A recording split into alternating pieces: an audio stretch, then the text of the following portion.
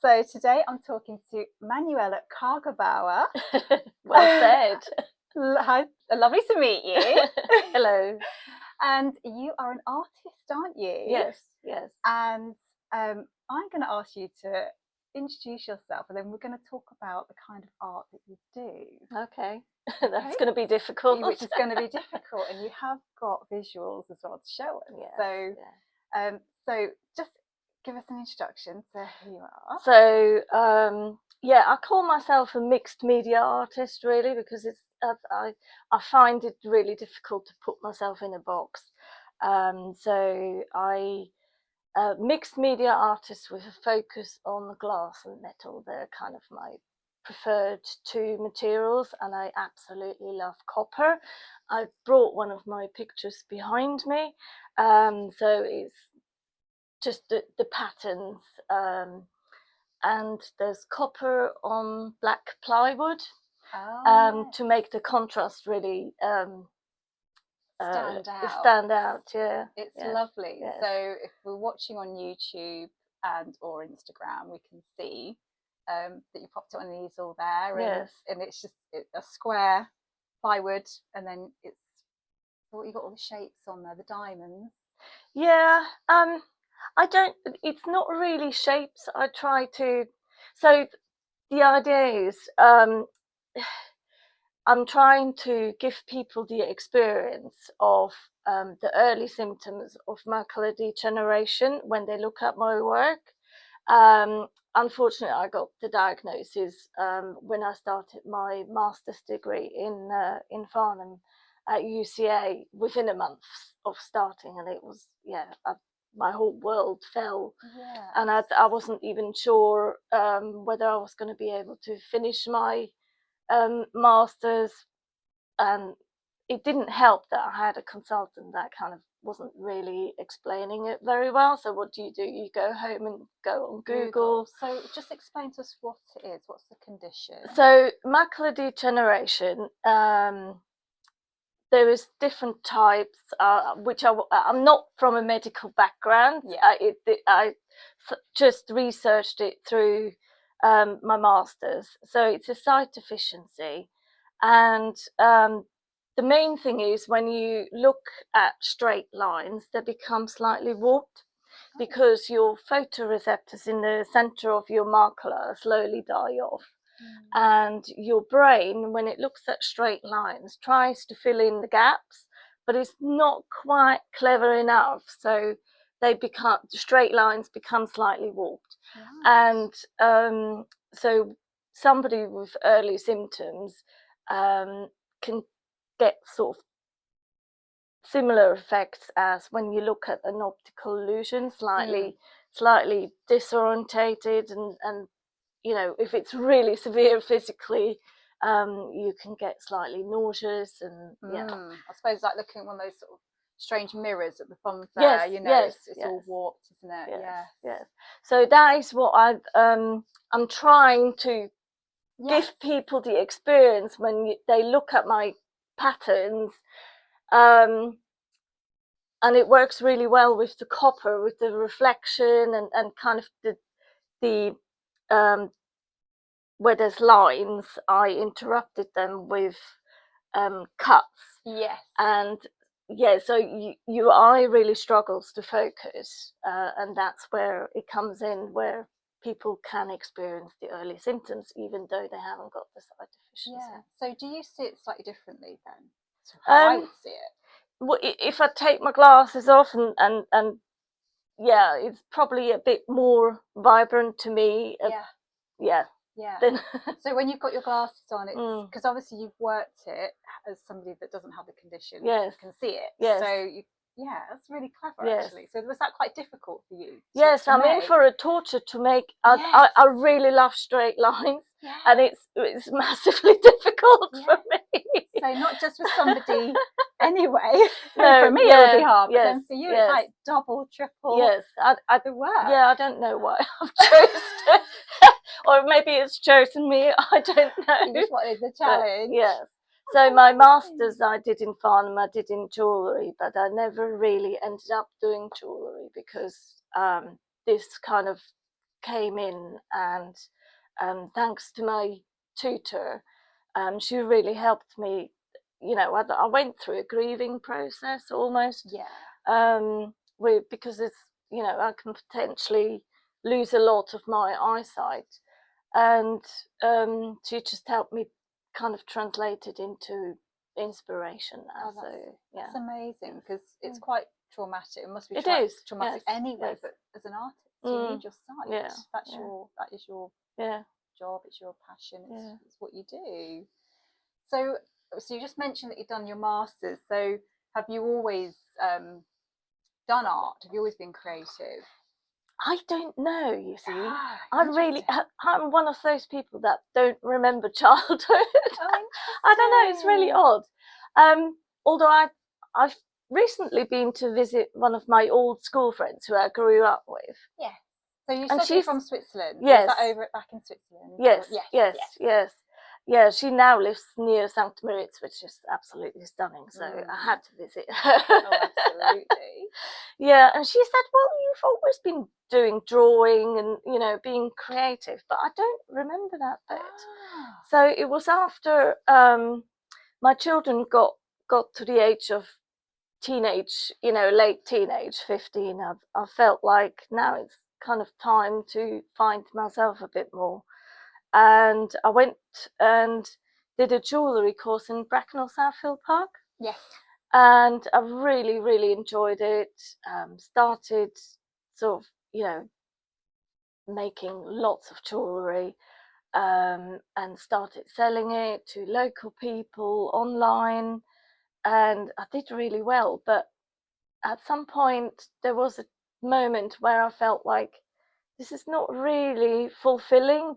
I'm just kind of producing. There's no thinking behind it. Okay, what sort of jewellery was it? Just your flowers and, you know, so kind like of chains, like necklaces. Yeah, nothing special. Anybody, you know, sort of anybody can do it. Wow, you say that. That just sort of goes to show how talented you must be for it to be so easy to think like that, but obviously didn't fulfill you though. No, it just felt like it just sort of it was quite a mundane thing for you. Yes, I was looking for some meaning.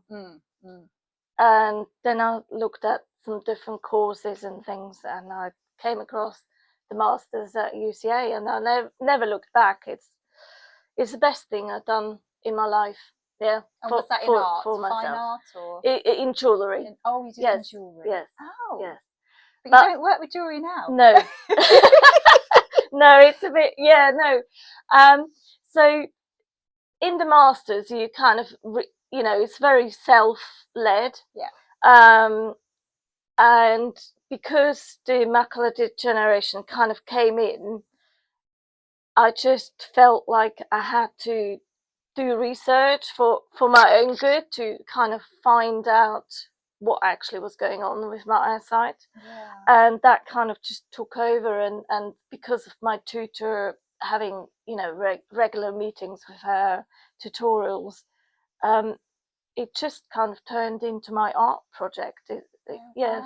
So you kind of use that condition to kind of learn and So I mean, obviously you weren't given so much information about it from your consultant when you first diagnosed. You had to kind of do all this research. Is it a rare condition then? No, it's not. No, unfortunately not. Is it just that your consultant just wasn't very... I caught it really early. So thanks to my optician who sent me to have some more tests done. So it's not normally caught that early, because I'm, you know, I'm just slowly over 50. So but it's about 80% in the UK of all the people who lose their eyesight is through macular degeneration, which is quite... It's a lot of people. It is a lot. Is it progressive? Yes. Yes. So there's two different types, and as I said, I'm not a medical person. We won't go into it too deeply. But one's wet, which is very fast progressing. But there is eye injection you can have every 6 weeks straight into your eye, and it kind of halts the progress, so it doesn't get worse. and there's dry macular degeneration, which I have, which is very slow progressing. And later on, I had a different consultant who was much better and said, you know, it probably won't really affect you ever, hopefully. Oh, good. Good.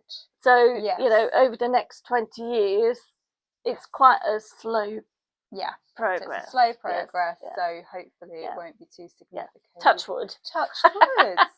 Because we need our eyesight. But, you know, it's, gosh, So I do wonder what I'm going to do, you know, if it starts getting worse, how I'm going to continue, but I'm sure I will find a way. I think it's amazing. You said you weren't sure about being creative, like when you were younger, but that is creative in itself to kind of work with your condition and come up with, well, whether it found you, as you said earlier, you know, did it find me? Why am I doing it like this? And you've got another piece in front of us, which is a glass piece, which is lovely. I'm quite drawn to it, actually. So you've worked with plywood and you work with glass. So I'm very much experimental. So I like to push the boundaries of what's technically possible and achievable. So glass and metal are two completely different materials.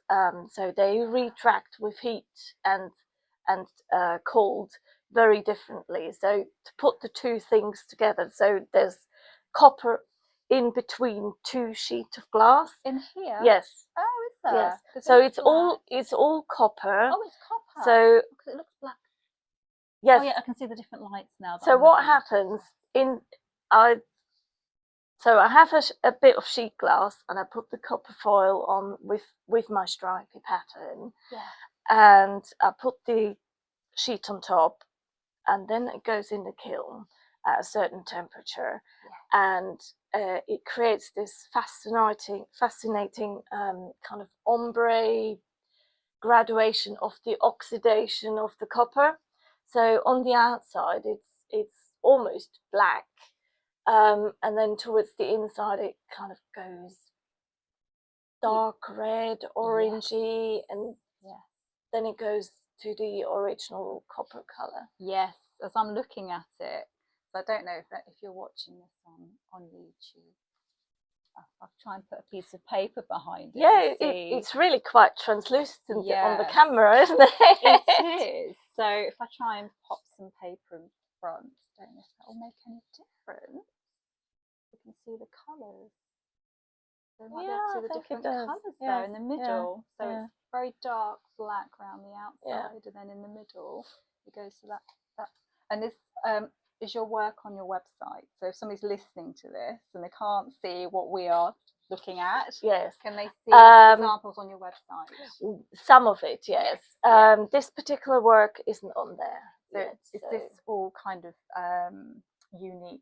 They're unique pieces, or do you make commissions? I tend to not really do commissions because I'm quite set in my inspiration. So if it's something that's within my work, depending on size and shape, I can be flexible, but I'm not very willing to go outside of my kind of dedication almost. Yes. And what was really nice, because we just finished Henley Arch Trail over the bank holiday weekend, and I had somebody come in yesterday, an older lady, and she came to see me last year in the same place at the Henley Arch Trail, and she said, "Thank you for making me go to the doctor, because I told her she needs to be pushy and get an appointment and get the injections to stop the progress." So she came back to tell me that in the meantime she had the injections and she can read now again without using glasses. Amazing. Yes. And that was just you talking to her, and she so happens to have that same condition, and she had the different form. You said so the wet mug. Yes. How amazing! And I sometimes get messages on Instagram saying people, partners of people that have the sight deficiency, saying, "Thank you for showing us. Kind of, now I can understand what's happening." So do you talk about it a lot on Instagram? I kind of almost let my art speak for itself.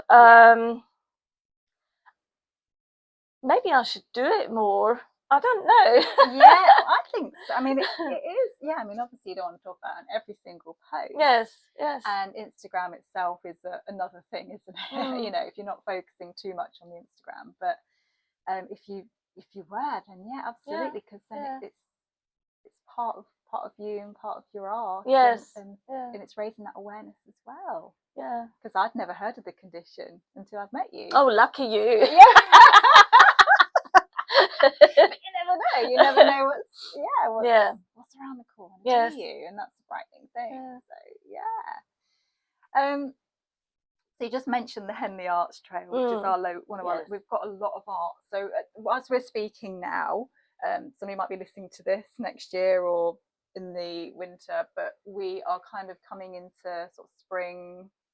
Yeah, I mean the Henley Arts Trail is always on the May bank holiday. Every year, and then at the moment we've got the Cookham Festival. Yes, and then you've got one that you're involved in at the end of the year in November, which is the Acorns Open Studio Trail. Acorns Open Studio Trail. So I've spoken to Liz Chatterton, who she would already have been. I would have put her out by the time we're talking, so you can listen to that episode. But she's also part of the Acorn Open Studios Trail. So we were talking about it on that episode. So you're part of that as well. Yes. I got through it through Liz. Really, she approached me whether I would like to take part, and I was like, yes, because it's quite different to show your work on an art trail, because it's more kind of gallery looking. You know, you got your tables with your work on it, but in your own studio, it's actually where you can show a bit more of the process. So I really love the discussion with people and talking about my work is what I really love doing. Yeah, and it can, so we're kind of going into your studio and just seeing how you work. So you might have unfinished pieces, you might have finished pieces, showing. So you mentioned the kiln. So do you have that, or do you have to go somewhere? Do you have one in your house? So my studio is at the end of the garden. Yes, and I'm lucky enough to have 3 kilns. Oh, you do? Yes, I have a baby and a beast, and one that comes out at Christmas. One that comes out at Christmas? That's how I kind of called them. So my baby is the one I started off with, and it's just a small hobby kiln, 40 by 40, but it's quite nice because it sort of heats up quite quickly and it cools down quite quickly because it is so small. Then I have my beast, which I was able to pick up. It's secondhand. It's nearly 20 years old, but it's a big flatbed kiln. There's specific glass kilns, so they're not very deep, not like your pottery kiln. They're almost just like a table with a lid. I was thinking of them as like pizza ovens. Yes, they're like a kind pizza of oven. Can you make similar, a pizza in them? A bit too warm for that. I don't think you could control it very well. Is it the same concept? Do you fire it up in the same way? Is it wood? Is it how do you? No, I plug it in. It's electric. Oh, it's electric. Yes, yes. But because with glass needs to be quite controlled with temperatures, because if you don't, it cracks, and it's quite. It must be quite a difficult one to work with, really, material to work with. You've got to be so careful with it. Especially if you put metal and glass together as well. Oh yes, because it'll heat it up even more, isn't it? Yeah, but I like a challenge, so yeah. And then I can see actually one thing we didn't mention is it's on a stand, so you've got the curve there, so you've got the glass curve that you've created. Yeah, I came up with that last year because it's always I always struggle how to display my glass pieces. Yeah. And I thought, okay, I mean, it's not my own idea. I saw it from somebody that was kind of, showing how to do the glass stands. Yeah. And I thought, actually, it looks lovely. Yes. It's really effective.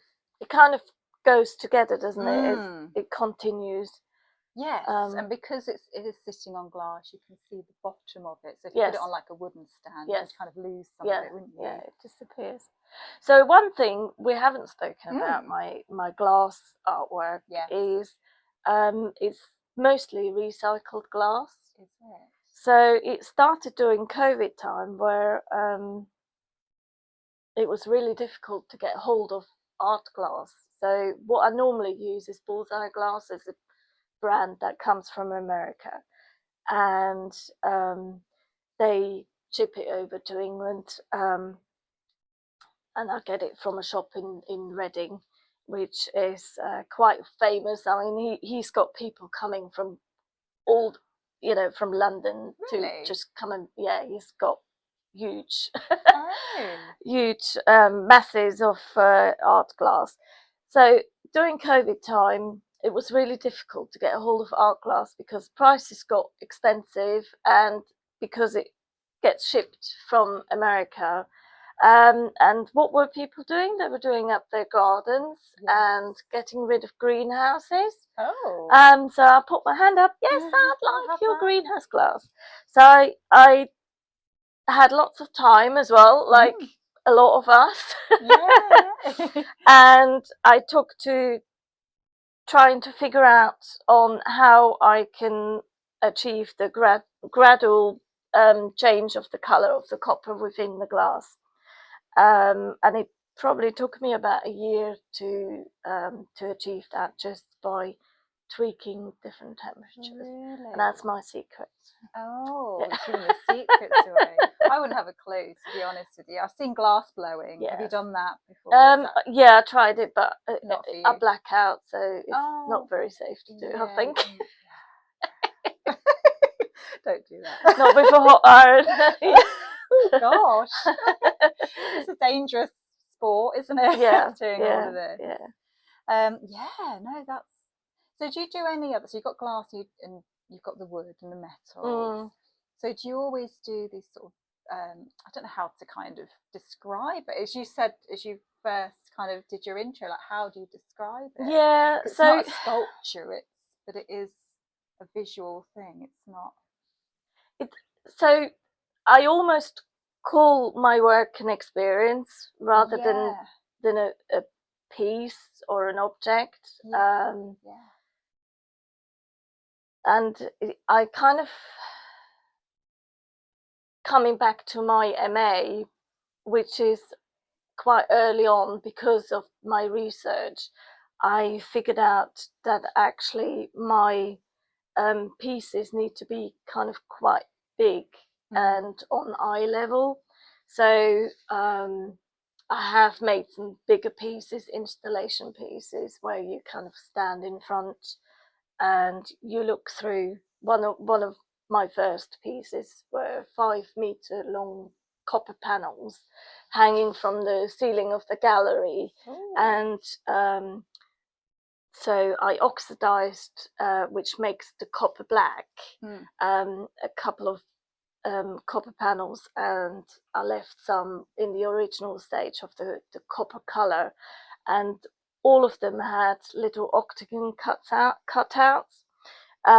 So when you look through those little windows and you try and look through the background in the back, your eye really struggles to focus, and it kind of gives you that effect again. So I quite like working on a big scale, and ultimately that is where I want to go.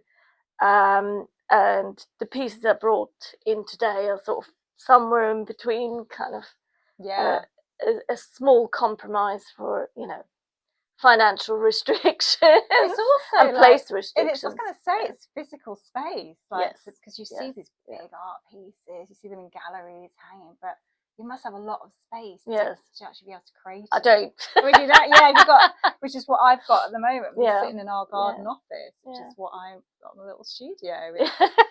Don't think I can create too much in here. But yeah, so do you do a lot of these sort of expos, these trails? So Henley Arts, you got your Acorn Trail, which is different. Yeah. So I'm at Oxo next week in London. Oh yes. Which is quite a major exhibition. Yes. I've not been back to London for quite a few years. So yes. And it's during London Craft Festival, which is a huge event. Which is so I do actually have a 2 meter by 2 meter installation on the wall. So I'm quite excited because it's a bigger gallery. I can go bigger. You're not carrying that on the tube as you go. No, you've got to actually physically get it there. No, we're going to drive there. My husband and me, we're going to drive there with plinths and installation in the boat and set it all up. And so I do a mixture of arts trail, open studio, and exhibitions.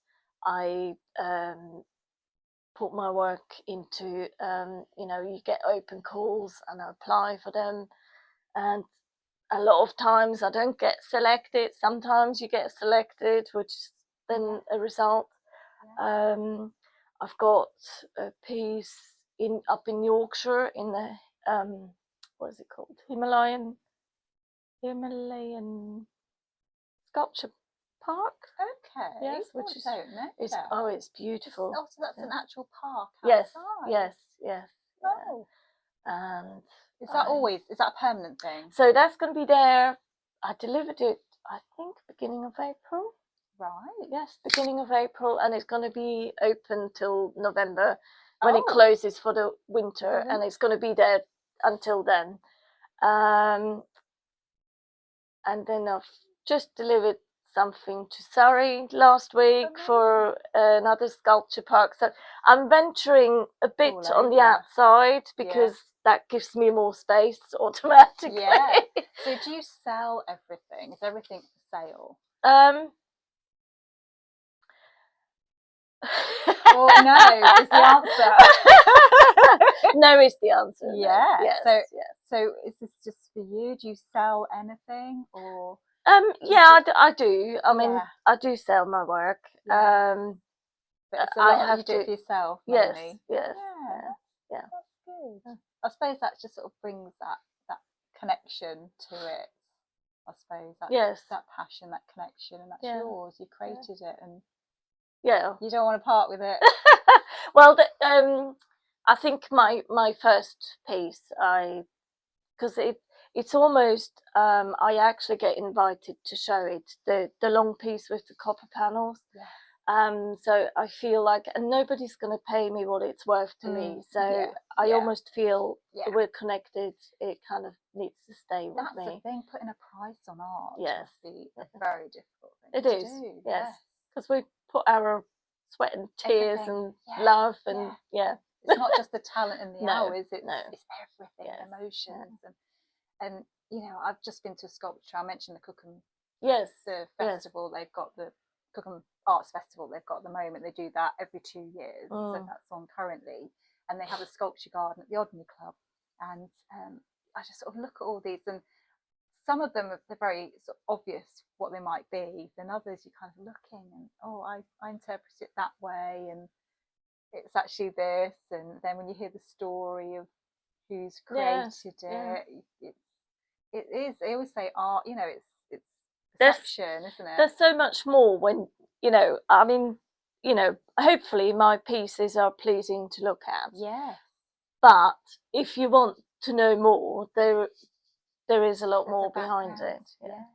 And sometimes I don't tell everybody my in-depth story because some people just don't want to know, or they just like something nice to look at. And one thing which is fair enough. One thing that you mentioned was that you've just done part of the Henley Arts Trail. You created some little bottle tops. They sold really well last year. And this year nobody wanted them. I had lots of people picking them up and looking at them and they're saying they're really nice. A couple of people commented, Oh yeah, we got some recently, but they're plastic, and yeah, we got them given. So it's the same, though, is it? Yeah. Because I've got a nice glass one. But, Yes. I mean, my husband's now teetotal, which I mentioned earlier, so it just sits there. But it is nice to look at anyway. I probably put it in the glass cabinet and you can see it. So it's their loss. Still art. So you do smaller pieces that you do sell then? Yeah. Like yes. that. So you don't do the jewellery anymore, but you'll do little pieces like that. Yeah.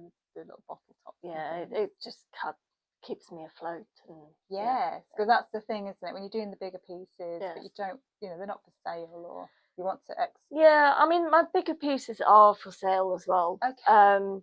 But not all of them. Some of them, yes. But because they're bigger pieces, it's more for the corporate world kind of thing. So, yeah. Well, it's somebody that wants, or somebody that's quite got grand house, they want to put that in, or so again, it's just sort of putting it in front of the right people. So it's not just the people that want to just go and enjoy it, but definitely somebody that is looking for a piece of art for their home or workplace or office or whatever it might be. Yeah, that's why I'm doing exhibitions as well, because I mean, different people go to different places. So, yeah. And you're going to get different... Trying to catch them all. Trying to catch them all, yeah, absolutely. Yeah, I mean, London, you're going to get all sorts of... loads of different people going to do it. So how long is that, the festival in London? I'm not sure how long London Craft Week is actually on. Our specific exhibition is on for 5 days. So quite a short, quick sprint, but... And that's in May, so that's coming up as we're speaking now. So is that every year? Is that an annual thing that they do? No. Oh, no. right. Well, London Craft Week is, but our exhibition isn't. Oh, right. So is London Craft Week, is that also at the Oxo building, or is that... London Craft Week is all over London. All over London? Yes. And you, if you want to show your work, or I don't even know what the criteria is to take part in. It's galleries and other exhibition places, and possibly open studios. Right. Yeah. Oh, that's amazing. Yes. I might go and check that out, actually. Yes. Please go and do it. Yeah, absolutely. There's lots to see. Yeah. Because, we're very close to London, but I still need a good reason to kind of think, I want to go into London for something, or if it's something like that. Well, train fares aren't that cheap anymore. They're not that cheap, and, gone are the days where I just want a day out, hang around in London. Don't mind now and again, but, it's nice to just aim to do something when you're going into London. So if there's something like that, then that's amazing. So with the craft week, you're going to get all sorts of different arts then, aren't you? Yes. Crafts as well. Yes. So different. Yeah.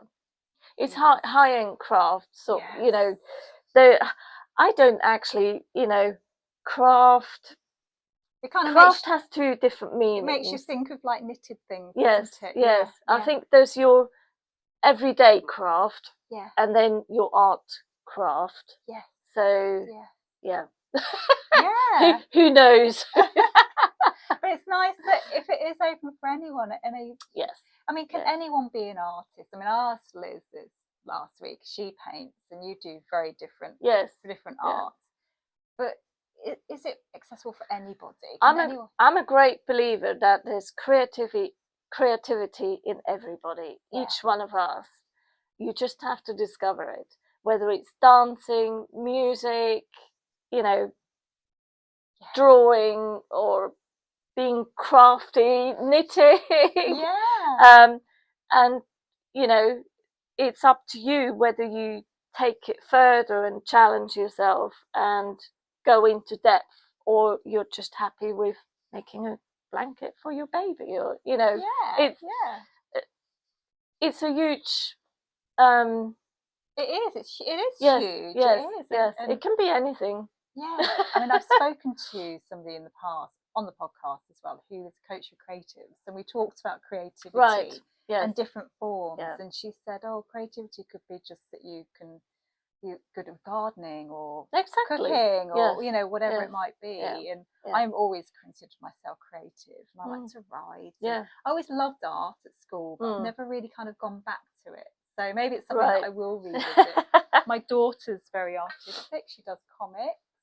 She has sold at a comic fair. Drawing. Oh wow! Yes, she'll draw comics. She does it on Procreate as well, which is on the iPad, but she does it. Well, that's creative in itself. Which is yes, with technology. I have noticed that she will pick up a pen, a Sharpie, and do it so much quicker than doing it on the iPad. It seems to be a bit more of a chore to do it on the iPad. So yeah, it's a different thing. So yeah, so we're all creative. I absolutely. I think so.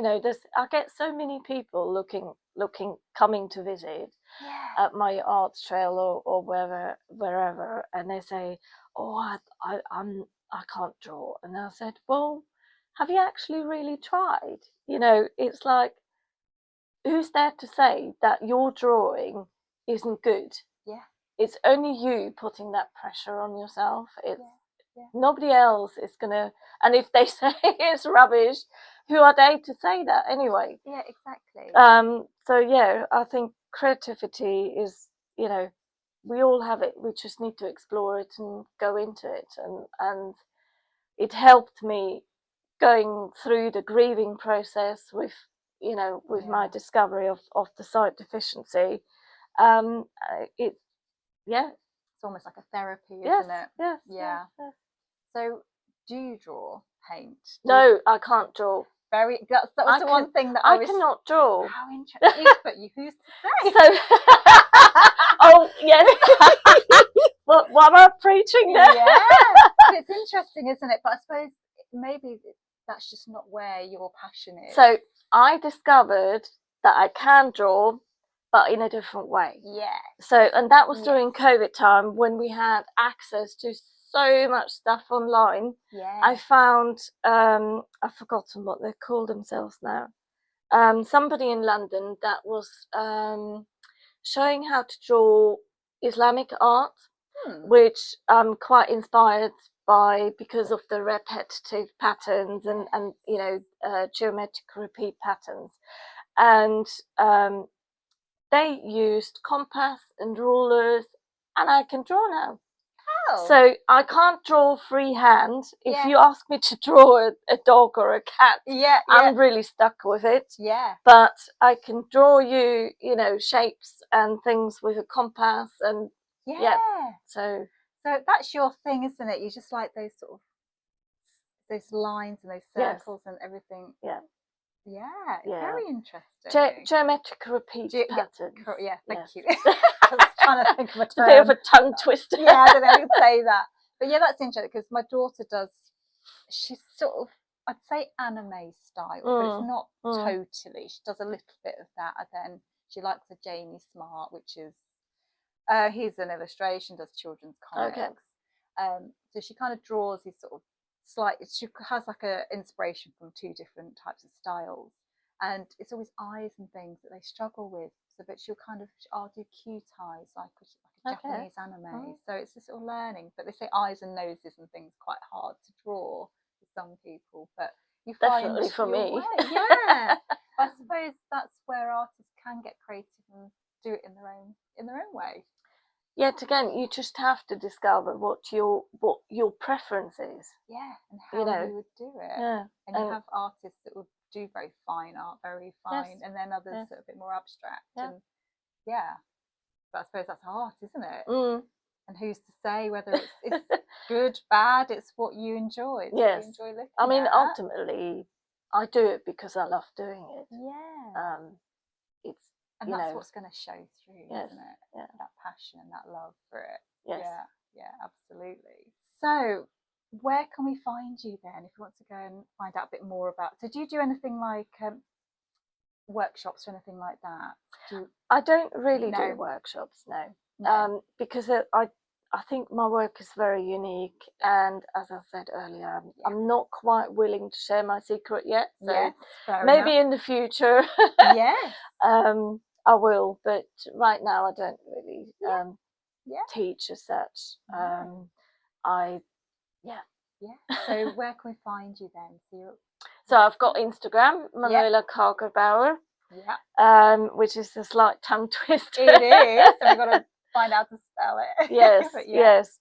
And I've got my own website where, you know, email is on there, on Instagram as well. So your website is Manuela Kagerbauer.co.uk. Okay. Yes. Are you on YouTube or anything like that? No, I'm not. You haven't embraced the YouTube or No. the TikTok. No, TikTok or YouTube is not for me. You know, I'm on Threads as well. Oh, well done. That's my latest. Yeah. Not even I can be bothered to go over to Threads. Yeah. There's enough. There's plenty there on Facebook as well. Yeah. And I think that keeps me busy enough anyway. Absolutely. Oh, well, thank you so much for talking to me today. Well, it was lovely. Thank you for inviting me. Oh, you're welcome.